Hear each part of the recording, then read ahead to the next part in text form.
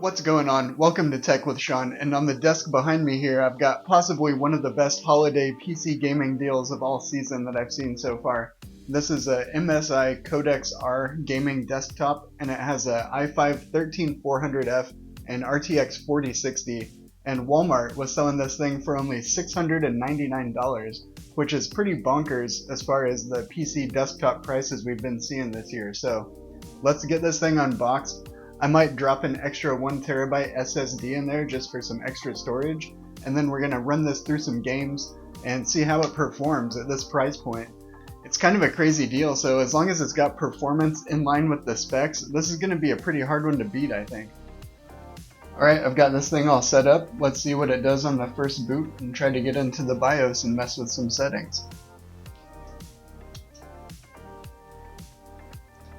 Ooh, it's doing stuff. That's a good sign. We're in the BIOS, so I'm just going to go in here to the settings, and I've seen online some people recommend to disable the MSI driver utility installer, and I'm just going to go ahead and do that and let Windows handle the driver installation. And this system, as you can see up here, it came running at 4800 megahertz, but it is a 5200 megahertz kit. So if you just come down to the OC menu, and in here we're just going to come over to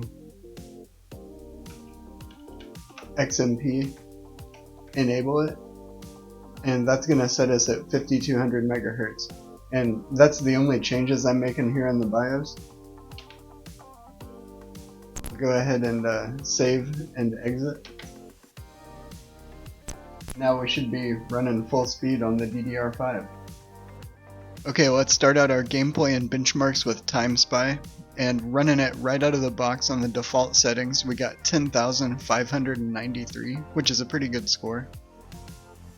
Then with a really basic overclock of plus 175 on the core and plus 400 on the memory, we got a score of 10,968, so a bit of an increase, just a little bit under 11,000. I'm sure you could get it over 11,000 if you spend a little more time overclocking. Now to take a look at some games, we've got Forza Horizon 5, and I'm running this on the Ultra preset at 1440p with DLSS on quality and frame generation on. Now I know a lot of people say 4060 is a 1080p card, but I think especially with DLSS and stuff, you can definitely run almost anything at 1440p on this, so I'm going to test these games at 1440p. And the DLSS and frame generation, those are kind of nice features that are part of the reason you're choosing an NVIDIA card in the first place, so I thought it made sense to test with those on, especially for this 4060 system. But it does a really good job here in Forza Horizon 5, and running this at 1440p with those settings, we got 115 on the average FPS.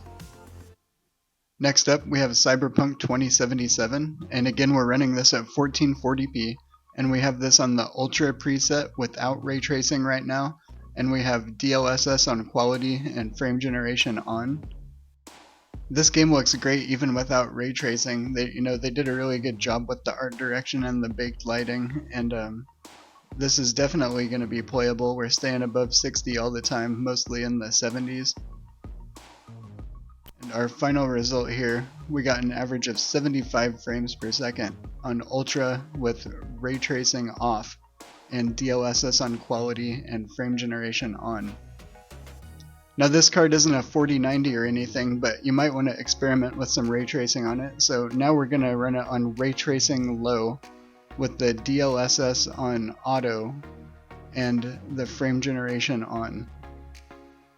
With the DLSS setting on auto, we're actually getting more frames per second than we were on quality with the Ultra settings. So I don't know, it doesn't look noticeably much worse to me, but we're getting around 80 plus frames per second now, and this is with a little bit of ray tracing turned on. Looking at the results for this ray tracing low setting, we got an average frame rate of 87, so that's pretty decent.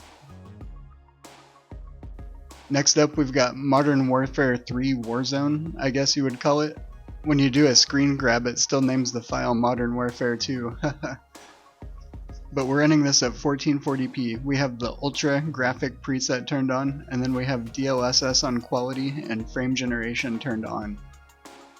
We're not going to look at a ton of this game because I got wrecked pretty fast, but it seemed to be performing pretty decently. I don't think I can attribute my quick death to anything other than my skills or lack thereof as a gamer.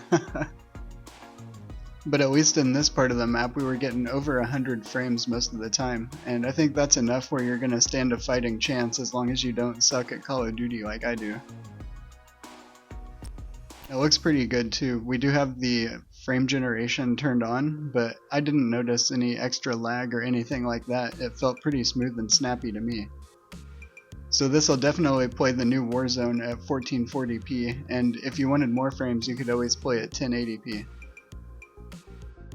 Next up we got Starfield, and right now we're running it on the high preset, and we have DLAA turned on and frame generation, so that's basically DLSS but at native resolution, so it uses the deep learning anti-aliasing. And we do have some dips below 60 here in the city, but for the most part we have a 60 frame experience. However, we're going to come in and drop the upscaling from ultra quality to quality, and so there will be a little bit of upscaling, but you can see here that pushes our frame rate even here in the city above 80 frames per second most of the time. A lot of the parts of the game are not as demanding as the cities here, so you could get away with either of these settings, I believe. You know, if you want it to be a little smoother, definitely using the quality preset is going to be the way to go. The performance is good though. I think that you'd be happy playing Starfield on this setup. Next up we have Red Dead Redemption 2, and we're running this at 1440p. We have the settings set somewhat low, I don't know, some things on ultra, some things on high. The quality preset slider was on the lower end. I put it at like, I think the lowest setting that does times 16 anisotropic filtering. Then we're going to run DLSS on quality. And you can see here we're just leaving the rest of the stuff where the preset had it. Here in the benchmark, you can see we're getting a pretty solid frame rate at those settings with DLSS on quality. Staying up in the 70 to 80 frame per second range, even in this pretty densely populated area of the Saint Denis city in the benchmark. And so I think with this kind of performance, it's going to do more than a good enough job all throughout the game itself. 4060 is being fully utilized in this scenario. And really, you may even be able to turn some of the settings up because this is doing a really good job. But yeah, Red Dead Redemption 2 1440p on the 4060. This is a little bit of an older game, but I wanted to try the Far Cry New Dawn benchmark because it's a pretty CPU heavy game, and I wanted to see how the 13400F did. Here in the beginning you can see we're under 100% GPU utilization, which that's pretty common for this benchmark. Once we go through the building here, it'll creep back up, and then once we get back outside to where it's rendering more of the outdoors, it'll probably drop again. But this is actually doing a pretty good job even though it's not pushing it to full utilization. This is pretty common with a lot of different combinations of GPUs and CPUs in this game specifically. The frame rate is staying up for the most part near 90 to 100 frames per second, which is actually pretty good at 1440p on Ultra here.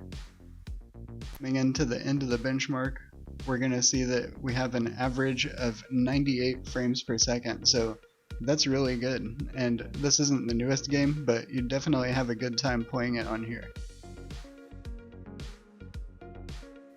Now we have Dragon Quest XI, and this isn't the most demanding game, but I'm a big fan of it, so I gotta include it on here.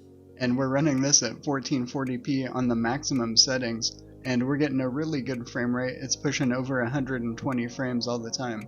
Now you definitely don't need that kind of a frame rate for a turn-based RPG, but it does make the animations look nice and smooth and pretty cool. This is a good game though, and the 4060 is going to have no problems running it if you want to explore the world of Dragon Quest XI's.